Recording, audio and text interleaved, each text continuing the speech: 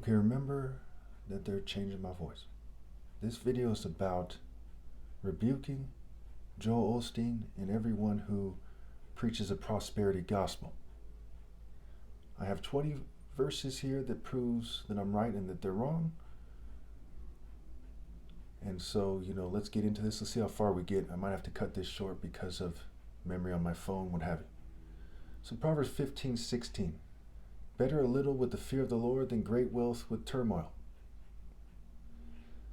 The next verse says, better a small serving of vegetables with love than a fattened calf with hatred. Now you have to look at this as a proverb.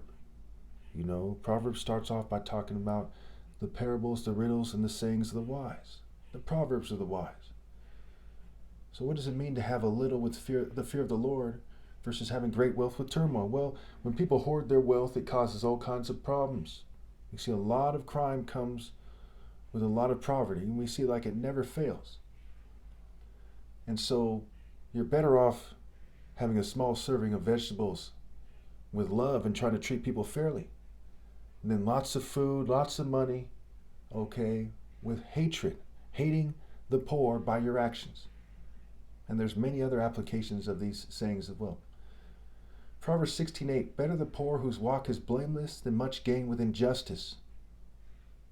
Going on to verse 19, better to be lowly in spirit with the oppressed than to share plunder with the proud. So it says the poor, right? Among the poor, you find people, at least historically, whose walk was blameless versus a bunch of greedy scum holding everyone down, right? And the people who are accepting their boundaries and other people who are selfish. It's also better to be lowly in spirit. By that it means, the Spirit of God obviously is greater no matter what, but it means that your spirit, even though you're in the Spirit of God, your personal spirit, your human spirit, you're not in high spirits in that sense, but you're still in the Spirit of the Most High. And, Proverbs talks about how pride comes before a fall. So you're better to be lowly in spirit, better to be sad and oppressed with the oppressed than to share plunder with the proud. Proverbs 19:1. Better the poor whose walk is blameless than a fool whose lips are perverse. It doubles down on it. In 3 chapters away, it doubles down on it. It says, better the poor whose walk is blameless. When Proverbs 16:8, it says, better the poor whose walk is blameless as well. Right? Better the poor whose walk is blameless than a fool whose lips are perverse. You couple that with the other one, it's also than much gain with injustice. So better the poor whose walk is blameless than much gain with injustice, and a fool whose lips are perverse. And their lips in this context means actions. This is part why I don't like the Bible, where I find myself deciphering it while I'm being persecuted, fumed, and poisoned. And so those worms, those absolute cowards, those capitalist dogs, and those communist oppressors as well, who hoard money and pretend like they're trying to help people. That's what both systems have done historically. They're collaborating to persecute me and to fume me and poison me and interrupt my videos while I'm reading a book that needs to be deciphered instead of reading from my own book, because you all worship the devil. Therefore you want to hear it from Bel. Therefore the Bible is called Bible. Bible. So a lot of people are like, well, that's not what my pastor says. Instead of we're saying something very straightforward, like point number 1 from my book. One must put the highest cause above all things.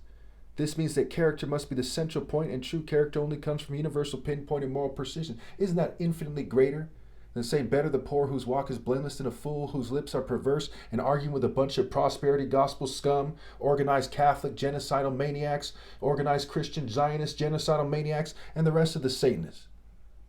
Pretty straightforward, right? But you still have people to this day who swear by the Bible because they worship Baal, a deity of merchants, governing class trash, organized rapists, what have you. Proverbs 20:15. Gold there is and rubies in abundance, but lips that speak knowledge are a rare jewel. So rich scum, dime a dozen. There's over 50 million millionaires and billionaires in the world, probably 52 million by now. But there's only one Christ, that's me. So it's more of a rare jewel than you might think. And so it is with a suitable helper, they cannot be found. We said in Proverbs 31. It says, a wife of noble character, who can find her worth? She's worth far more than rubies. Okay, that rare treasure. Store treasures in heaven, noble character, nobility, character. Going back to my first point in my book, my martial art code book, I have another book that I cite as my main book. One must put the highest cause above all things. This means that character must be the central point, and true character only comes from universal pinpoint and moral precision. Now, if you're in the spirit of universal pinpoint and moral precision, then you're in the spirit of God. Pretty straightforward. Character and characteristics. So I'm going way over time here, so we're only going to get to like maybe half of these. I'll probably make another video where I rebuke some more, puppets for the rich using these scriptures. So let's just go over maybe two more and let's wrap this up here. A fortune made by a lying tongue is a fleeting vapor and a deadly snare. You see how it goes on and on about how these people are wrong. So that's Proverbs 21:6. So we went over Proverbs 15 and 16. Proverbs 15 verse 16 and 17. Proverbs 16 verses 8 and 19. Proverbs 19:1. Proverbs 20:15 and Proverbs 21:6. So now here's Proverbs 22:1. A good name is more desirable than great riches. To be esteemed is better than silver or gold. When one is right with God and they live a more fulfilling life, it is clear that that is the case. Also, when they live right, it is clear to them why their life is superior to the wicked's lives. Okay, so I'm being fumed pretty heavily here. I had to open the window because they were hitting me with the Havana syndrome tinnitus in my ears, and so I had to open the window. I'm being fumed from outside. Let's just do one more verse and wrap this up here. I'm not going to get to 10 verses. I know I kind of misspoke when I talked about how many verses I was going to do. I need to do like more like 3 or 4 or something. I'm trying to juggle a lot of things. My mic, this thing, they're fueling me. There's some kind of residue on my lips. There's, I got a headache. So let's just wrap this up here. Where were we here? So Proverbs 22:16. One who oppresses the poor to increase his wealth, and one who gives to the rich, both come to poverty. Proverbs 23:17. Do not let your heart envy sinners, but always be zealous for the fear of the Lord. So we see there from Proverbs 15 through Proverbs 23, it goes on and on about the rich. In Proverbs 1, it says, such are the paths of all those who go after ill-gotten gain. It takes away the lives of those who get it. So Proverbs 1 is warning you about going after ill-gotten gain. Proverbs and the whole Bible arguably is about the rich, the cult of the emperor, the cult of the governing class, versus the righteous in the Royal African Falcon Martial Art Order. So it's Bel, a deity of merchants, whose counterpart is Set, a deity of storms, chaos, rape, foreigners, merchants by default, what have you, versus Horus, the true Horus, the Son of God, not some pagan deity. Horus being another name for Jesus. They say Horus, Jesus, Yeshua. Okay, some people even say Joshua. Some people say Jeshurun. Emmanuel, the Good Shepherd, right? Is the word so important, or is getting the idea correct important? And Horus is a heavenly warrior who defeats the beast, Apep, Set, you name it. Defeats the enemies of God, defeats Bel and the followers of Bel. So one who oppresses the poor to increase his wealth, and one who gives gifts to the rich, both come to poverty. Well, look at the governing class. They are spiritually broke. They are shamelessly naked when it comes to the absence of the fine linen, which stands for the righteous acts of the saints. They're naked when it comes to not having the helmet of salvation, the breastplate of righteousness, the buckler of truth, the shield of faith, the sword of the Spirit, the cloak of zeal.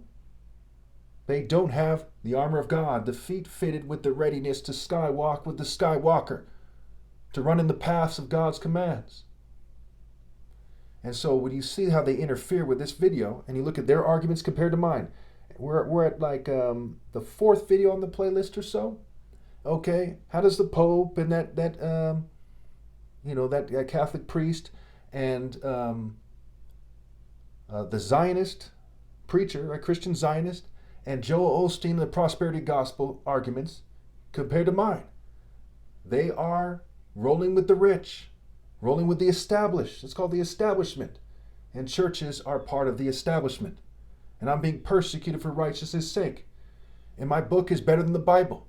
But they're too proud and too stuck in their ways, mere human rules, customs, and traditions, to rally and obey God through me.